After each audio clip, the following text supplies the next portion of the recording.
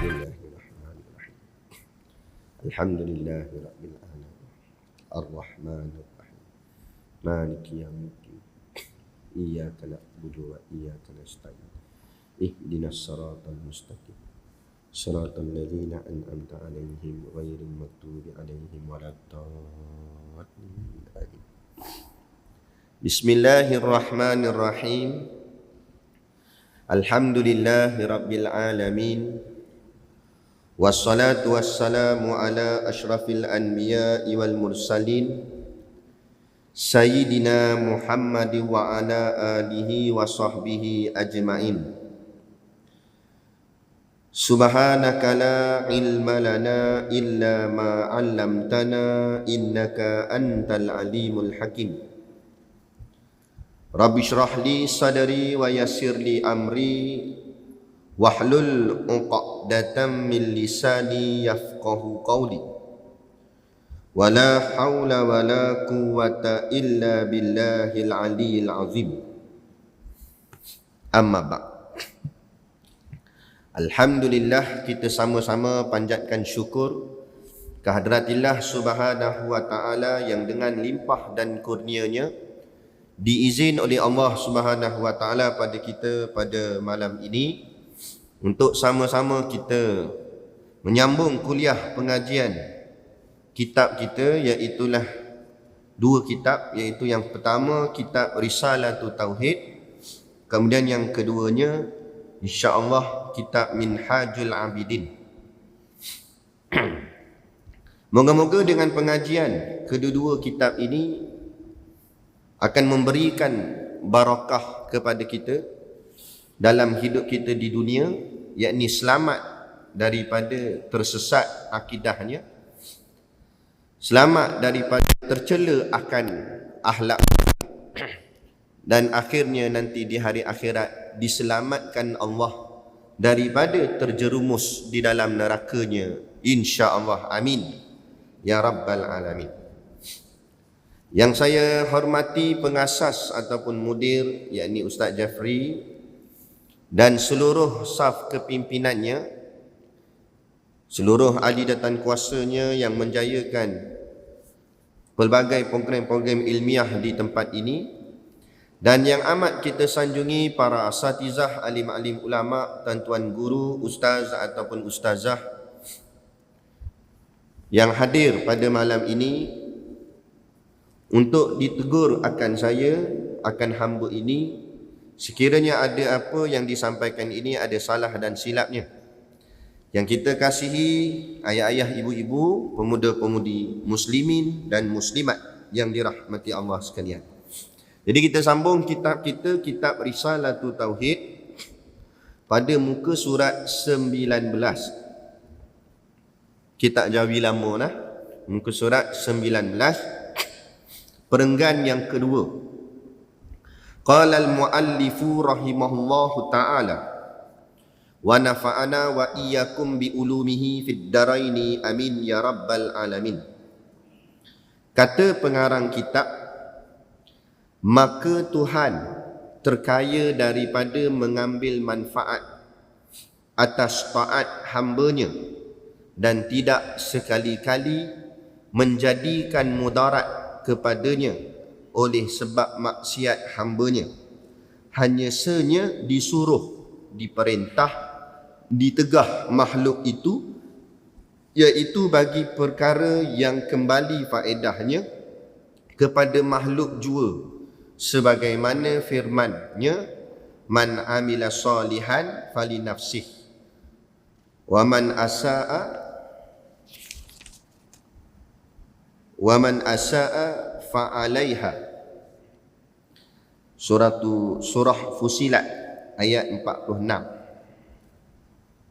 Artinya, barang siapa berbuat amal yang soleh, maka pahalanya itu kepada dirinya jua, dan barang siapa berbuat jahat, maka balasannya, siksanya itu tertanggung ke atas dirinya jua. Baik, ini kita sambung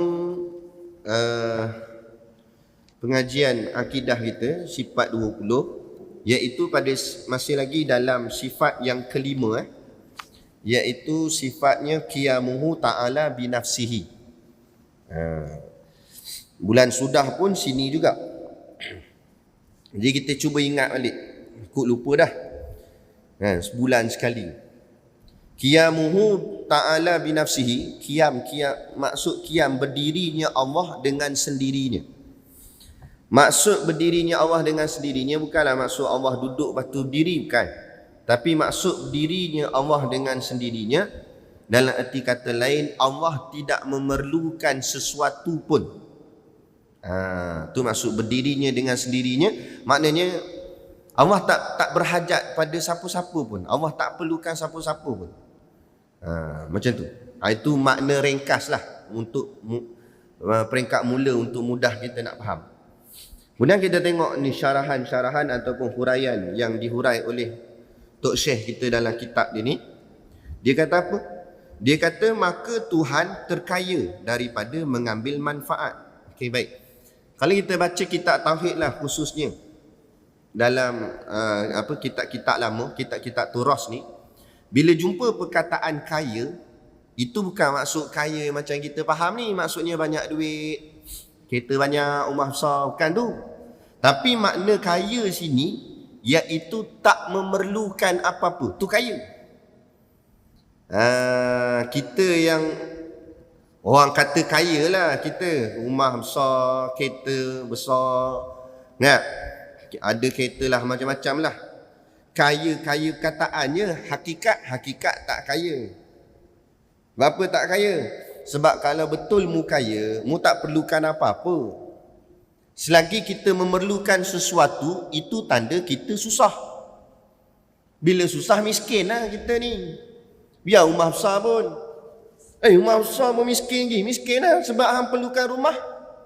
Allah tak perlukan rumah.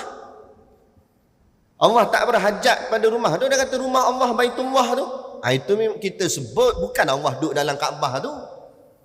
Bukan Allah perlukan Kaabah. bukan Allah perlukan rumah. Yang perlukan Kaabah ni siapa dia? Kita, sebab kita nak sujud semayang. Nak ngadap mana kalau Kaabah tu tak ada? Maka Kaabah tu sebagai tanda untuk supaya memudahkan kita nak sujud di arah yang sama seluruh dunia. Jadi masih lagi makhluk ni memerlukan sesuatu. Ada pun banyak tak muat nak buh kat jubah. Ada macam berita pukul 8 kan, berita. Baik. Mana tadi? Kaya tadi. Jadi makna kaya, makna tak memerlukan apa-apa tu. Jadi sebab tu kita sebut Allah Maha Kaya. Kenapa Maha Kaya? Sebab Allah tak perlukan apa pun. Orang kaya ada driver, dia duduk belakang macam sok khabar, datuk. Kan? Dan kalau betul kaya, tak payah pakai driver lah. Kalau kaya tu tak payah pakai kereta. Hang sebut nak pergi mana sampai terus. Nak? Itu baru kaya. Kan? Kalau kita orang kaya, buat apa kita pula kena pergi ke sana? Orang cari kita, bukan kita cari orang. Ya, Allah cari kita ke kita cari Allah? Tu baru Allah tu benar-benar kaya. Adapun kita tak. Kita masih lagi menagih simpati orang, memerlukan orang lain untuk tolong dan sebagainya. Hebat-hebat seorang bos, manager pun memerlukan assistant ataupun pembantu ataupun pekerja di bawah dia. Kalau betul hebat sangat hang kaya, hang buat sendiri ya semua. Kilang tu hang kontrol semua tak boleh. Sebab apa? Sebab hang masih lagi susah. Hang memerlukan pertolongan orang lain untuk tolong. Dah kalau tahu perlukan pertolongan orang, sombong ni apa? Situ masalah. Bila bekerjaya tapi tidak ada ilmu agama. Ni jadi kalau orang tak kisahlah kita nak bekerjaya dalam bahagian dunia hebat tak ada mana pun tak apa, pangkat tinggi. Tapi bila ada ilmu agama, baru dia kenal siapa dia. Dia kenal dia hanya hamba. Tinggi mana jawatan manager, bos pun, aku hamba Allah. Maknanya aku orang lemah. Aku memerlukan bantuan orang lain. Bila aku memerlukan bantuan orang lain, buat apa aku nak sombong? Sebab aku perlukan dia juga. Walaupun driver tu gaji kecil je banding aku gaji besar, Tapi kalau tak ada driver, payah gak aku nak ke mana sana sini. Fikir gitu lah. Betul tak? Walaupun mungkin kita tengok makcik cleaner yang bahagian sapu sampah tu gaji tak besar mana, banding dia kerja manager gaji besar. Tapi kalau tak ada makcik cleaner, siapa nak sapu? Berselerak sampah tu. Saling perlu memerlukan. Bila perlu memerlukan, buat apa? Ada penghinaan. Kenapa ada nak merendahkan satu sama lain? Kenapa nak memerlukan sombong kepada yang lain? Situ. Bila kita mengaji, kita faham, tak kisahlah duduk. Kita duduk tang mana pun, kita sebagai hamba Allah. Kita kenal siapa kita, kedudukan kita. Ada. Sebab tu sebenarnya tuan-tuan, ayah ibu yang dirahmati Allah sekalian, sebenarnya dalam bahagian dunia ni tak ada istilah berjaya ataupun gagal, tak ada. Berjaya yang sebenar ialah akhirat. Apa berjayanya? Berjaya masuk syurga Allah, tu berjaya. Gagal masuk syurga Allah. Mana? Duk meringkuk dalam neraka, tu gagal. Adapun dunia ni, belajar lepas tu tak lepas SPM. Memanglah istilahnya orang kata gagal, tapi hakikat gagal sungguh? Tak gagal. Apalah gagalnya? Gagal apa? Dia orang beriman, dia orang Islam. Walaupun mungkin SPM dia tak lepas, tapi boleh buat kerja lain. Niaga, sekarang ni lagi macam-macam. Niaga tanpa kedai boleh. Niaga kat Shopee. Ada orang saya jumpa ni, belajar tak tinggi mana pun, tak masuk universiti pun, dia jual coklat je. Dia beli coklat daripada luar negara yang jenis jarang-jarang jumpa dekat Malaysia ni. Dia beli borong banyak, lepas tu dia packing balik dekat sini. Dia perlukan satu bilik je. Bilik tu dia pasang aircon, bagi jangan coklat dia cair. Lepas tu dia packing balik, dia jual balik kat Shopee. Permintaan tinggi. Income dia sebulan 40,000. Budak muda lagi, umur baru 20-an lebih. Puluhan ribu, padahal ngaji tak masuk universiti. Lepas universiti kerja tak ada, nganggur. Lepas tu siapa bagi jaminan? Tak ada siapa bagi jaminan. Lepas tu yang kita takut, SPM tak ada, takut dah. Hantar anak ngaji tapis, sini ada SPM tak Ustaz? SPM tak ada. Tak ada sijin, macam mana nak hidup lah? Dah dulu-dulu tak ada SPM, mati ke? Tak mati, hidup. Apa kita ni kena doktrin dengan kafir barat laknatullah ni, sehingga kan kita tergantung atas sistem yang mereka cipta. Mereka buat sistem-sistem ni, kemudian mereka takut-takutkan kita. Akhirnya kita tidak takut pada Allah, kita takut pada sistem yang mereka buat. Kita tak tergantung pada Allah, tapi tergantung atas sistem yang mereka buat. Habis.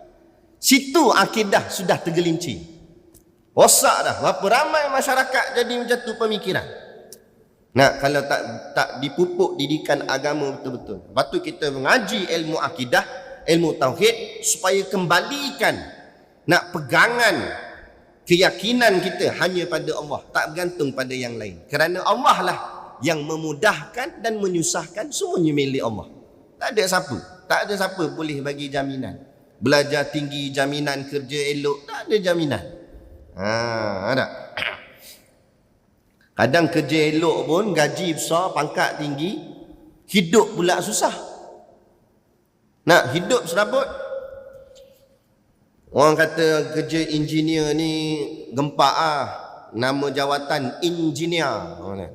Kalau orang utara kata engineer. Kan? Orang kata hebat lah. Nampak gaya apa semua. Macam kita tengok dalam drama tu berlakon. Semua nampak hebat. Ni realiti saya sendiri lalu. Kerja kat site punya panah terik. Dulu saya ni putih ni sebenarnya. dah kerja dekat site jadi gelap. Dulu. Nak ceritanya apa? Dah kali hidup susah kan, walaupun orang kata jawatan orang panggil engineer. Jangan main tu engineer apa? Balik tidur pun tak lena. On call macam doktor kak. Standby, sekejap lagi bos telefon malam-malam. Pukul 11 malam. Ada sekali tu ada satu projek, nak kejar sangat nak dapat projek tu. Nak submit paperwork esok pagi dia telefon, bos telefon saya, dia kata, Syakir, Boleh datang office lah. Apa sebab pula ni pukul 9 malam dah ni. Nak kita urgent lah nak buat ni. Oh sudah kata. Saya kelentong macam-macam. Kan?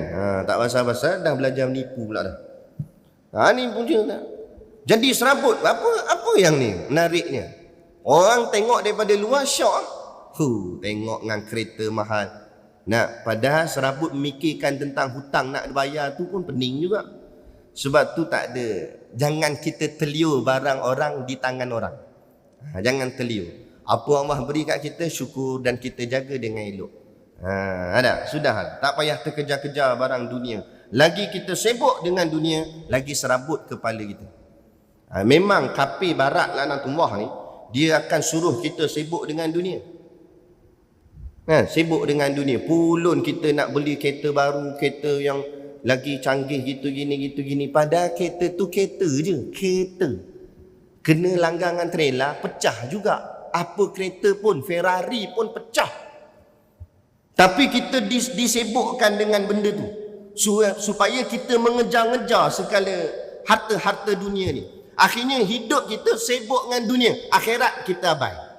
Ni yang berlaku. Kita ditipu hidup-hidup oleh orang kafir barat dan nantumah. Supaya akal kita manusia ni tidak memikirkan tentang Tuhan. Tak payah kata orang Islam, orang yang bukan Islam pun begitu. Kan? Sebenarnya Allah berikan pada kita akal fikir kejadian kita, kenapa Allah cipta kita. Kan? Siapa Tuhan kita? Macam mana? Dan sebab tu orang kafir pun tak boleh nak fikir benda ni. Akhirnya apa yang ditinggalkan nenek moyang diikut je tanpa dia fikir. Betul ke ini Tuhan?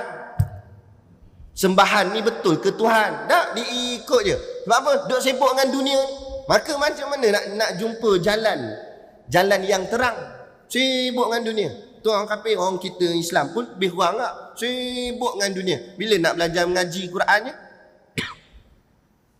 Hukum-hukum tajwid tak payah sembang lah. Memang tak erti dah. Sebutan makhraj pun tunggang langgang. Tak payah cerita lagi bab rukun semayang apa semua. Lah kali bila dunia dah tak nak pakai dia, istilah lainnya pencen. Bila dunia suruh balik, dia kata tak payah datang pejabat dah lah, balik lah. Barulah nak pergi cari rumah Allah. Bila nak cari Allah? Saat dah hujung. Kalau sempat. Kalau tak sempat? Ada. Dan kalau sempat pula, masanya berapa lama? Cukup ke? Nak ganti balik masa yang dulu bertahun-tahun? Ada. Kita ni jangan sampai ditipu oleh orang kafir dan juga setan iblis. Kehidupan kita yang sebenar, ingat asal usul kita.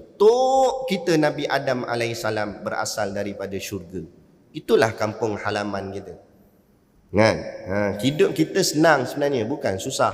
Mana senang tu? Dalam syurga senang, minta apa saja dapat. Yang kita pulun kat dunia ni bersusah-susah buat apa? Dunia ni hidup ala kadar sudahlah, sebab harta kita sana syurga tu.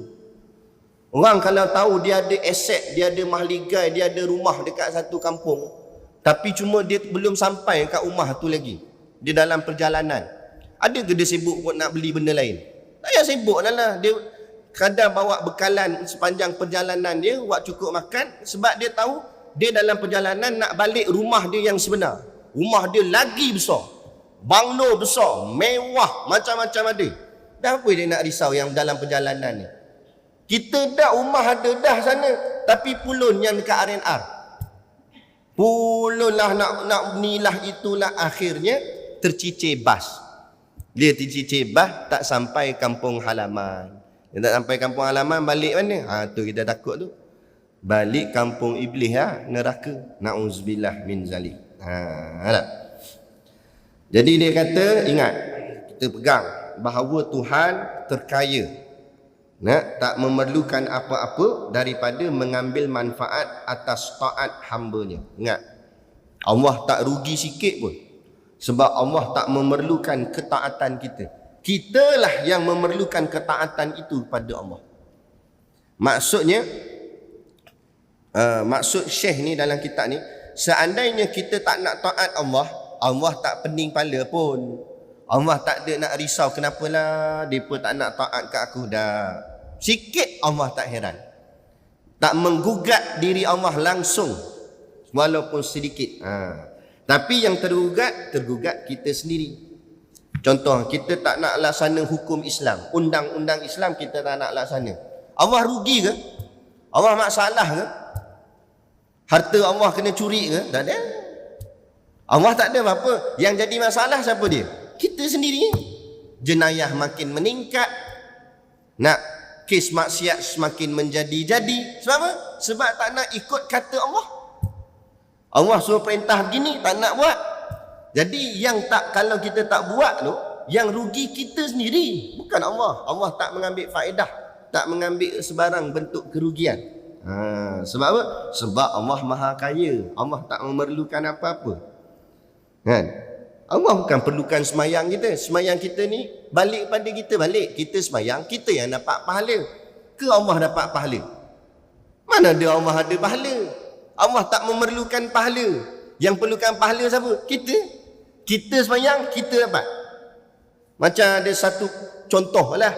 Ada satu company besar, toke dia, CEO dia tu, bos dia terlampau kaya sangat, sampai tak nak ambil duit, tak nak ambil untung syarikat pun, dia 1 sen untung syarikat pun dia tak nak ambil. Siapa yang kerja dengan dia, lagi kuat dia kerja, hasil untung syarikat tu dapat balik kat pekerja tu sendiri. Nak, bos kata aku tak nak ambil 1 sen pun, walaupun dia syarikat aku, sebab aku kaya sangat dah, kata bos. Jadi pekerja tu, lagi dia rajin, lagi dia dapat banyak. Dia malas, dapat sikit.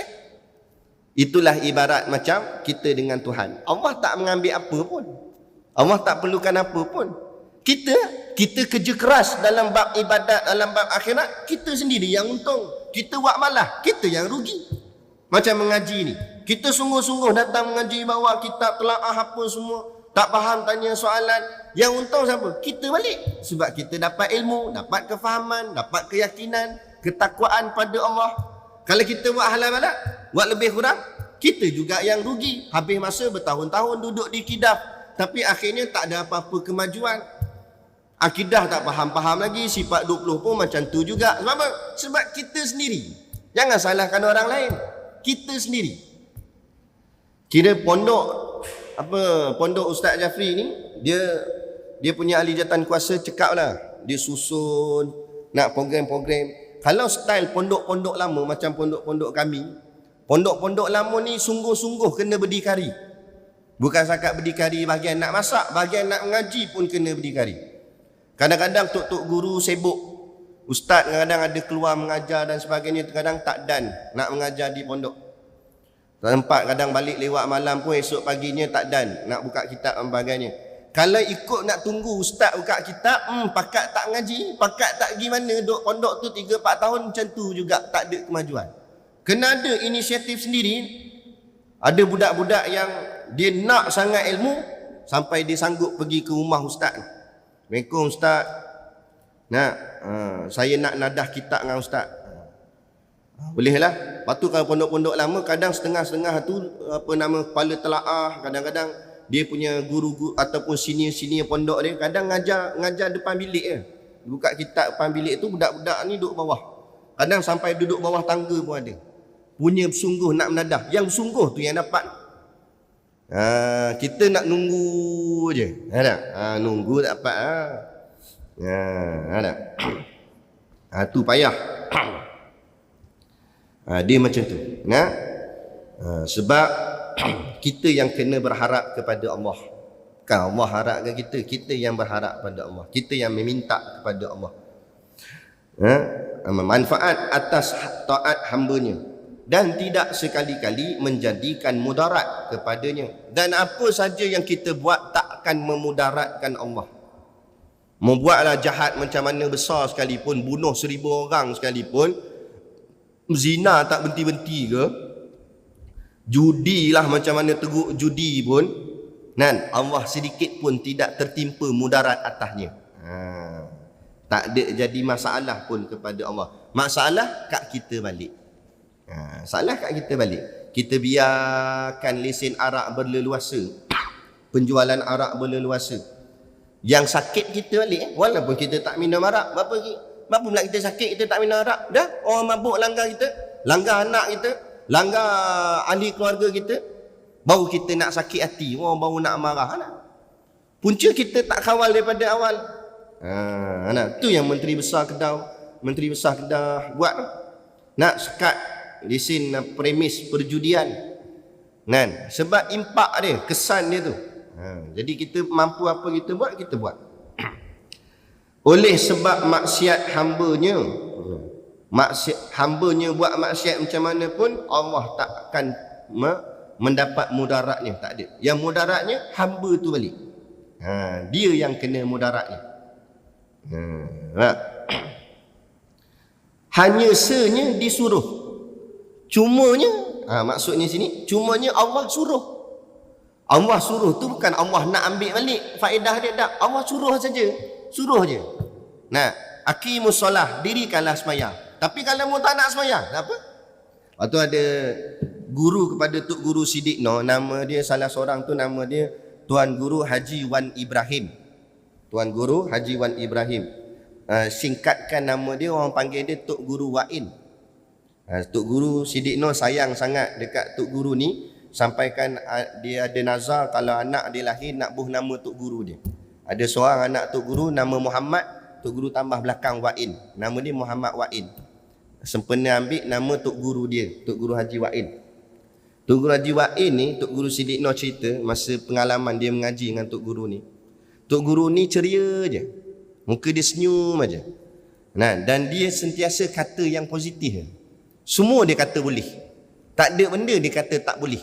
Boleh belaka. Sampai ada satu anak muda datang jumpa dia. Tok Guru, saya nak tanya. Tanya apa? Dia kata.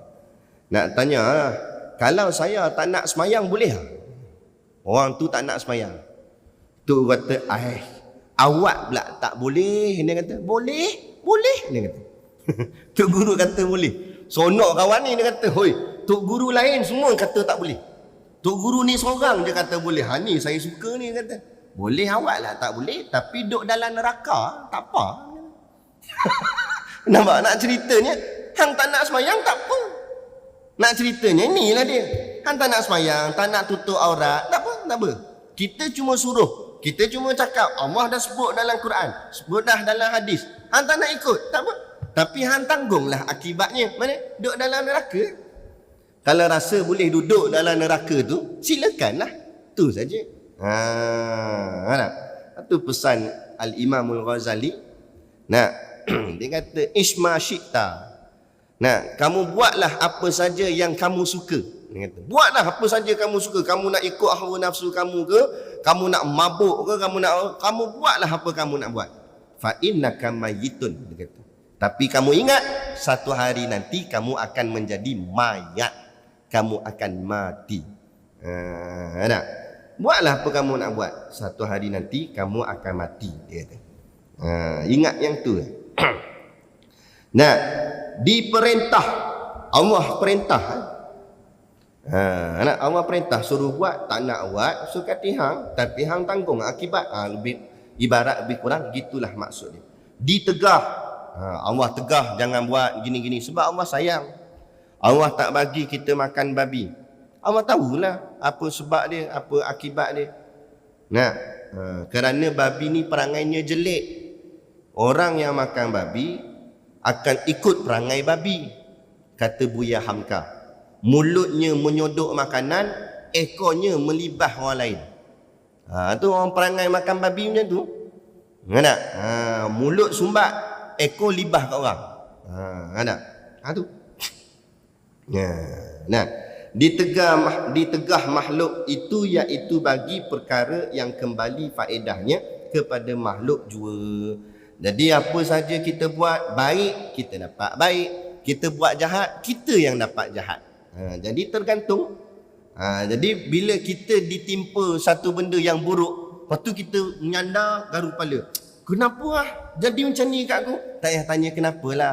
Kita sendiri yang tanam, kita sendiri yang petik. Kita yang buat benda tu, kita lah dapat hasil ni. Jadi cek balik diri sendirilah. Kenapa aku ditimpa benda macam ni? Mesti ada salah aku buat. Fikir tenang, jumpa satu Allah, astagfirullah, istighfar, minta ampun pada Allah. Itu je. Kan? Ada. Sebagaimana firman-Nya, kata dia. Allah sebut di dalam Al-Quran. Man amila salihan fali nafsih. Man tu maksudnya siapa? Orang siapa amila beramal solihan, soleh, amal yang baik. Fali nafsih, fa maka li bagi nafsi dirinya, bagi dirinya. Maksudnya soleh tu dapat balik kat dia sendiri kebaikan. Soleh ni makna baik. Siapa yang buat benda baik tu balik ke dia balik. Itu je. Kan? Hidup ni macam tu. Kita buat benda baik, kita dapat balik ke kita balik kebaikan dia. Lepas tu hidup ni, kalau tak boleh, macam saya pernah sebut, ada 3 golongan, iaitu alim, wara', soleh. 3. Alim maknanya orang yang berilmu tinggi, ilmunya banyak, kan? Kitab Arab boleh baca, macam-macam lah, kan? Ilmu tauhid pandai, ilmu fiqh pandai, ilmu sains pun pandai. Memang dia ni orang berilmu tinggi. Orang panggil alim. Tok guru lah apa semua, tok syekh, orang panggil alim. Satu lagi golongan orang panggil wara'. Wara' ni kadang-kadang mungkin dia ilmu tak tara mana sangat, tapi dia punya amal memang cantik. Amalan dia kuat, semayang sunatnya, zikirnya rajin.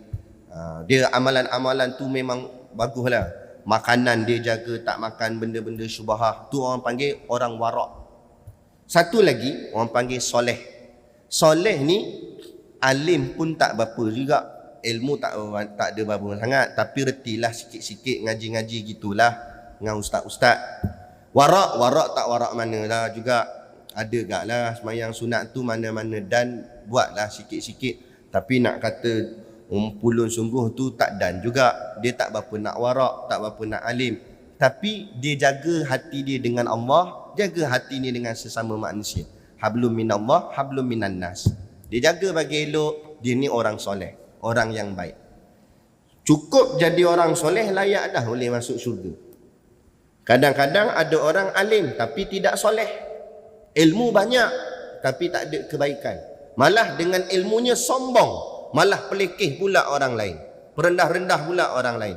Hang reti ke sifat 20? Hang aku tengok jahil murakab, dia hina orang. Ada? Jumpa dah.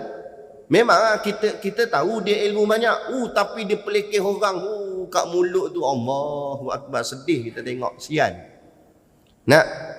Sian. Ilmu banyak Allah anugerah kat dia, tapi mulut dia menghina-hina, memperendah-rendah orang lain. Patut Allah bagi dah kamu ilmu banyak, kamu syukurlah guna ilmu tu. Bukan suruh guna ilmu banyak tu untuk kamu bandingkan kamu dengan orang yang tak mengaji, supaya kamu pelekehkan dia. Tidak. Ada orang dia wara' tapi kadang-kadang tak soleh.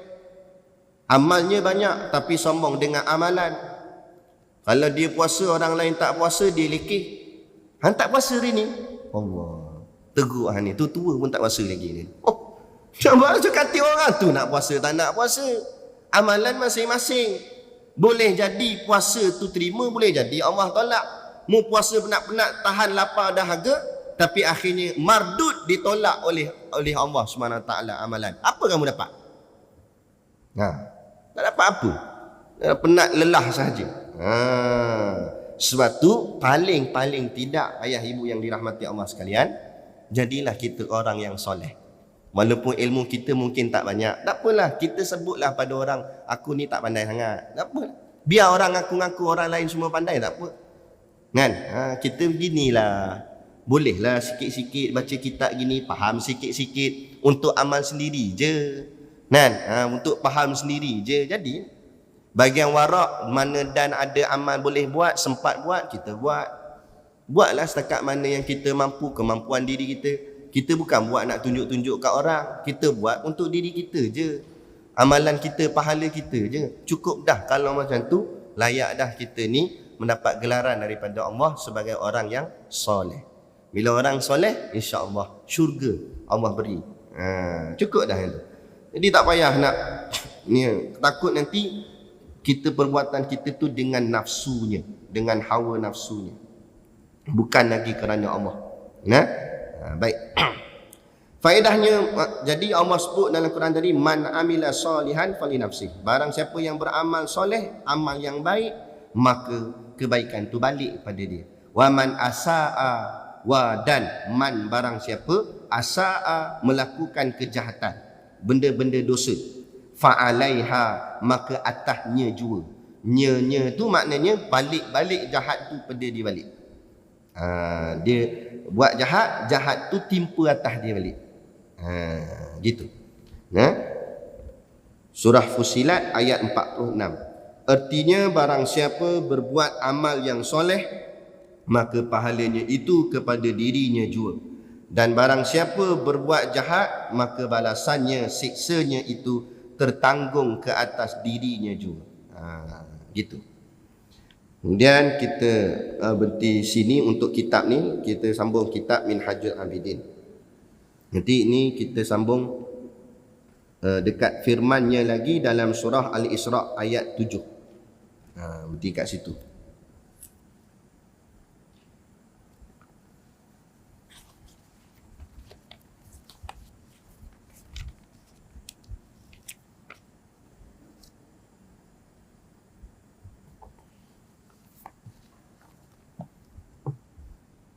Dan kita ngaji kitab ni pula, Minhajul Abidin.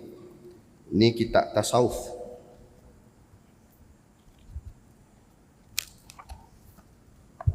Kalau kitab Rumi macam saya ni, kita dekat muka surat 7.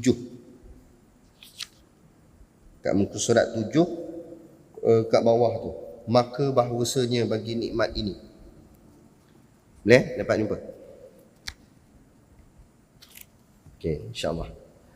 Bismillahirrahmanirrahim. Qala al-muallifu, saya baca matan Arab dulu. Qala al-muallifu rahimahullahu taala wa nafa'ana wa iyyakum bi ulumihi fid daraini amin ya rabbal alamin. Kata pengarang kitab Al-Imam Al-Ghazali rahimahullah, wa inna li hadhihi ni'ami mun'iman yutalibuni bi syukrihi wa khidmatihi. Dan sesungguhnya dia kata, kenikmatan ini ada pemberi nikmat yang menuntutku agar mensyukurinya dan berkhidmat kepadanya. Fa in ghafaltu an dzalika fayuzilu anni nikmatahu wa yuziqani ba'suhu wa niqmatuhu. Lalu jika aku lalai dari hal itu, maka dia dapat melenyapkan segala nikmatnya dariku, dan aku akan merasakan siksanya dan balasannya. Baik. Itu kita baca sikit-sikit dulu. Jadi ini sambung dalam kitab Minhajul Abidin kita, cerita tentang nikmat yang Allah beri kepada kita. Jadi kata Al-Imam Al-Ghazali, wa inna li hadhihi ni'ami mun'iman yutalibuni bi syukrihi wa khidmatihi. Jadi dia kata, maka bahawasanya bagi nikmat ini tiada mustahil orang yang memberi nikmat itu menuntut akan daku bagi mensyukur akan dia dan berkhidmat akan dia. Maksudnya macam ni. Maksud Imam Ghazali dia kata, kalau contoh seseorang tu dia bagi suatu benda yang baik kepada kita, mestilah orang tu mengharapkan kita hargai kebaikan yang orang tu bagi. Kemudian benda ni dinisbahkan ataupun dinisbahkan kepada Allah lah. Allah beri kepada kita nikmat, kita kena mensyukuri nikmat itu kepada Allah. Sebagai balas ke atas nikmat yang telah Allah beri kepada kita. Sebab tu dia ada dua. Orang tanya ulama, apa beza alhamdulillah dengan syukur? Kan? Kadang orang sebut dua-dua sekali, syukur alhamdulillah dia kata. Tapi apa beza dia? Alhamdulillah dengan syukur. Maka jawab ulama, alhamdulillah ialah lafaz syukur. Nah, jadi maknanya bila kita rasa bersyukur, kita lafazkan. Bukan lafazkan syukur, lafazkan alhamdulillah. Kita syukur dapat satu nikmat, alhamdulillah. Gitu. Adapun syukur bukan lafaz, kata ulama.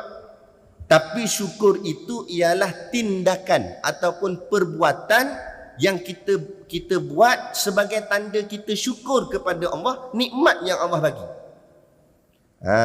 Jadi tanda dia ataupun tindakan itu kita gunakan nikmat yang Allah bagi kat kita tu ke arah kebaikan. Apa makna kebaikan? Yakni ke arah akhirat. Kita gunakan nikmat. Contoh Allah beri nikmat kita nikmat kereta. Gunakan kereta untuk sampai ke rumah Allah. Untuk tolong orang lain, bawa orang lain, bawa pergi ke rumah Allah, tumpangkan dia ke dan sebagainya. Kan? Allah beri nikmat rumah, jadikan rumah tu rumah macam syurga. Dalamnya ada bacaan ayat Al-Quran, ada solat berjemaah, ada bacaan Quran bersama-sama keluarga, hidupkan suasana harmoni agama. Bukan semata-mata hidup tu nak tak ada gaduh laki bini dah dikira okey ni. Tak, kalau macam tu orang kafir pun sama. Kehidupan kita, kebahagiaan bukan hanya dalam bentuk sivik manusia biasa sahaja, tapi kebahagiaan yang sebenar ialah kebahagiaan itu disusun mengikut rentak akhirat, yakni corak-corak ibadat. Itu sebenarnya kebahagiaan dalam sistem agama, dalam akhirat. Itu bahagia yang sebenar. Tu betul. Ini kadang-kadang memanglah hidup suasana kat rumah tu nampak ceria, tapi dengan seluar pendeknya, dengan tak jaga, nak lelaki perempuannya main campur semayang pun tidak. Memanglah nampak macam happening rumah tu. Kan? Sebab apa? Sebab tak jadi apa-apa masalah lagi, cuba jadi masalah tengok. Dah berantakan, gaduh, nak bising sana, bising sini, kecoh habis. Sebab apa? Sebab tak jaga tadi adab-adab akhirat nak pada rumah kita. Tak jaga nikmat yang Allah beri tadi, tak dikira sebagai syukur. Jadi itu sebenarnya. Jadi syukur kita laksanakan. Syukur Allah bagi kita ilmu. Kita dapat ilmu habis mengaji kuliah ni, kita sebut alhamdulillah, hari ni dapatlah ilmu. Alhamdulillah sebut. Kemudian tanda syukur beramal dengan ilmu tu. Apa yang telah dipesan dalam ilmu-ilmu tu kita cuba buat. Itu tanda syukur. Bukan tutup kitab balik bongkang, itu sama je, tak ada perubahan. Itu tak ada syukur namanya. Itu maksudnya. Jadi dia kata maka bahawasanya bagi nikmat ini tiada mustahil orang yang memberi nikmat itu menuntut akan daku bagi mensyukur akan dia. Jadi kita ni dituntut untuk syukur kepada Allah dan berkhidmat akan dia, dan kita jadi khidmat kepada Allah. Apa makna khidmat? Khidmat ni kalau di pondok-pondok lah, biasanya pondok-pondok ni dia ada istilah khidmat. Khidmat ni buat kerja tanpa mengharapkan apa-apa, tu khidmat. Macam seorang pelajar berkhidmat dengan guru dia, ikut mana guru dia pergi, tak ada gaji, tak ada apa, tapi dia lah tolong bawa beg guru, tolong susun selipar guru, semua dia tolong. Walaupun memang dia tak dapat gaji duit ringgit dunia, tapi pahala menimbun-nimbun, dan silap-silap hari bulan ilmu kealiman ulama' tu guru dia akan jatuh kepada dia. Banyak saya saksikan gitu. Ada orang mengaji depan tok guru ni, habis kitab tu dia conteng tulis apa saja tok guru kata dia tulis, sampai tak ada ruang nak tulis dah. Punya rajin sungguh, tapi saya tengok tak ke mana juga. Kehidupan dia macam tu juga. Tak ada kemajuan. Tapi ada budak, dia tak berapa nak cerdik, dia tak berapa nak pandai. Kadang-kadang mengaji pun dia tak berapa nak faham depan tok guru. Tapi dia jaga adab. Dan setiap kali bila di luar kelas, dialah orang yang selalu akan jaga atau akan tolong guru dia. Tolong nak bawakan barang guru dia apa semua. Kalau guru dia nak minta tolong, cepat dia bersegera. Dia buat apa semua. Dia jaga adab dengan guru dia. Tengok-tengok dia yang dapat ilmu dia macam guru dia. Sebab apa? Inilah dia. Jadi kita study bukan hard tapi smart. Belajar ni bukan kena pulun, tapi belajar ni biar dengan adab, biar dengan elok, barulah ada, dia namakan barakah, berkat. Pulun sungguh-sungguh dapat pulun tu je lah, tapi berkatnya tak dapat. Tak?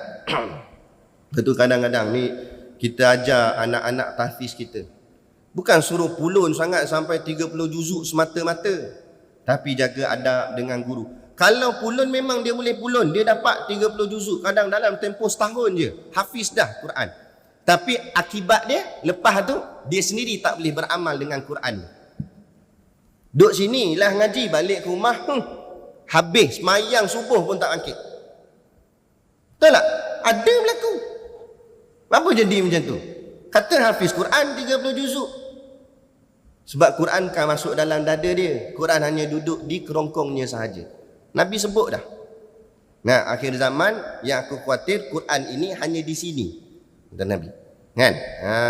Ini yang berlaku. Sebab apa? Sebab tadilah buat bukan kerana Allah, tapi buat kerana sesuatu, nak capai sesuatu, kebanggaan sesuatu. Jadi kita buat biar dengan barakah. Lambat tak apa, janji dia berkat. Nak lambat pun tak apa. Ada seorang ulama ni, dia anak murid kepada Imam Syafi'i. Nama apa saya pun lupa dah nama dia. Dia anak murid pada Imam Syafi'i. Dalam ramai-ramai anak murid Imam Syafi'i, dia yang paling slow. Walaupun dia slow, tapi dia ialah yang paling rapat dengan Imam Syafi'i, yang jaga Imam Syafi'i, guru dia. Akhirnya bila Imam Syafi'i dah tak ada, dialah yang antara yang dapat mensyarahkan balik kitab-kitab Imam Syafi'i. Kealimannya tinggi macam gurunya juga. Kan? Walaupun masa dia usia dia mengaji dulu, dia antara pelajar yang orang cakap apa, ketinggalan sedikit, sebab dia lambat sikit faham dia tu. Tapi jadi ulama besar, anak murid kepada Imam Syafi'i. Jadi persoalannya bukan masalah kita IQ tinggi ke IQ rendah. Kita buat bagi elok sudah. Nah, selebihnya serah pada Allah. Gitu. Jaga nikmat-nikmat yang telah Allah beri pada kita. Dia dan berkhidmat akan dia. Kita buat khidmat. Khidmat maksudnya kita buat ni pada Allah ni bukan mengharapkan sesuatu habuan-habuan dunia. Tak dapat habuan dunia apa, tak ada. Nah, jangan kita mengaji supaya orang panggil kita alim, orang panggil kita tok guru ke, ustazah ke, tak. Kita ngaji je. Ngaji je. Dan ngaji untuk kita nak beramal. Itu saja. Beramal pula bukan kerana supaya orang kata kita kuat beramal, jenis banyak amalan dia ni apa, kita tak mengharapkan pujian-pujian daripada makhluk. Orang nak puji, biarlah orang nak puji. Kita hangguk je lah. Tapi jangan hati tu ada harap. Macam mana ada hati tu ada harap? Contoh, kadang-kadang Allah uji kita. Kita beramal ni, tiba-tiba dalam ramai-ramai kawan-kawan kita, dia puji kawan yang seorang lagi. Dia tak puji kita. Kata, aku tengok dia tu bangkit malam selalu, rajin. Walaupun kita pun bangkit malam juga. Tiba-tiba tercuit di hati kita. Takkan kawan tu je korang nampak bangkit malam, aku korang tak nampak aku bangkit malam. Kena dah lah tu penyakit. Nampak? Lepas tu jangan. Biar orang tak kata apa. Biar apa nak tengok kita bangkit malam, buat apa? Kalau nak orang tengok kita bangkit malam, kita buat live. Ajak ni apa nama Ikmal. Nah, Zul tolong rakam ni, aku nak bangkit malam ni, rakam. Biar tak payah kata orang kat sini, satu Malaysia boleh tengok kita bangkit malam. Nak sangat tunjuk kat orang. Nah. Sebab tu orang dulu-dulu nak ambil wuduk pukul 3-4 pagi, dia alas kain guni. Dia letak kain guni kat lantai supaya air yang jatuh tu tak bunyi percikan dia, tak ganggu orang sebelah. Punya nak sorok amal. Kita siap jatuhkan gayung, tang supaya orang sebelah kata bangun dah dia. Ada mak kan? Aduh kacau tunggu kita. Kan tak? Orang dulu-dulu macam tu sorok amal dia. Tapi amalan-amalan sunat lah. Jangan amalan wajib pun sorok. Kata tak nampak pun semayang jemaah. Sorok. Tak boleh tunjuk semayang jemaah. Tak boleh tunjuk. Tak kenalah tunjuk semayang jemaah. Nak. Sebab itu barang wajib. Puasa wajib kena tunjuk. Tapi kalau puasa sunat kita sorok-sorok lah. Ada. Tu kena faham. Maka jika aku lalaikan daripada yang demikian itu, maksud lalai, aku buat tak peduli, aku tak jaga nikmat-nikmat tu. Aku tak syukur nikmat-nikmat tu. Aku tak guna balik nikmat yang Allah dah bagi ke aku ni ke jalan yang betul, jalan yang Allah suruh, jalan agama. Aku tak buat begitu. Apa jadi? Maka dihilangkan daripada aku nikmatnya. Nescaya Allah akan ambil balik nikmat ni. Kalau Allah ambil balik nikmat ni, apa jadi? Apa dapat? Rugilah. Allah bagi dah kita nikmat, boleh duduk di pondok kidaf, boleh mengaji agama, dah disusun ilmu, majlis-majlis. Tinggal lagi kita kena kuatkan diri kita lawan hawa nafsu untuk pergi menuntut ilmu, pergi beramal ikut apa yang telah disusun oleh ustaz-ustaz dekat sini dan sebagainya. Nak tinggal yang tu je. Tiba-tiba kita buat lebih kurang, kita buat malas, kita buat lalai, buat begitu. Tiba-tiba datang surat suruh keluar, diberhentikan pengajian.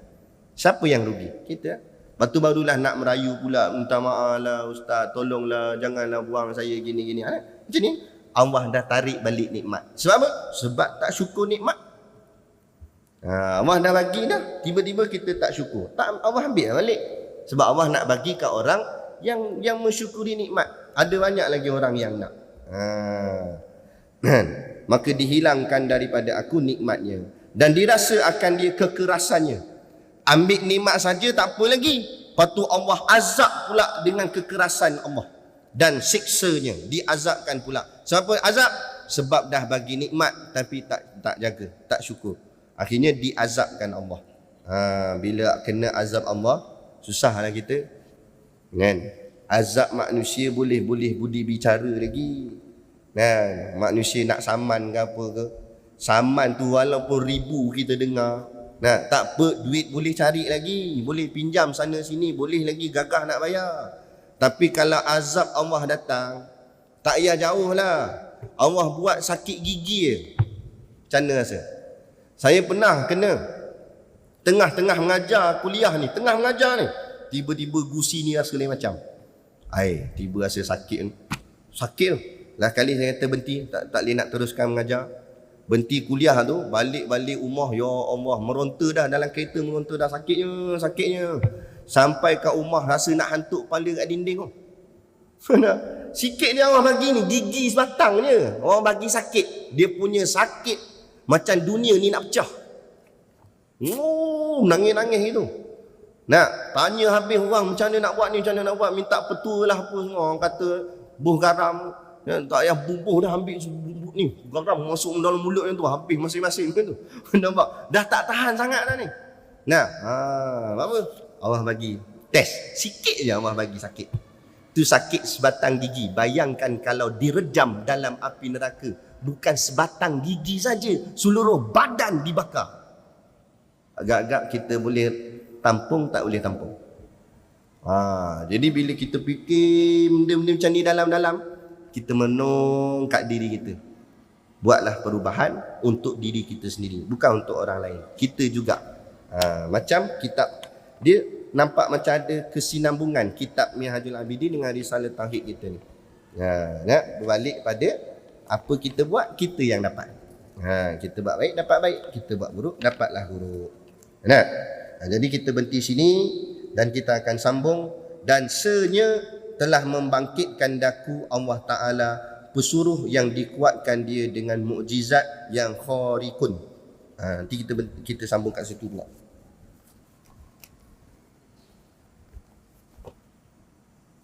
Dan senya telah membangkitkan daku. Berhenti situ, tanda lah.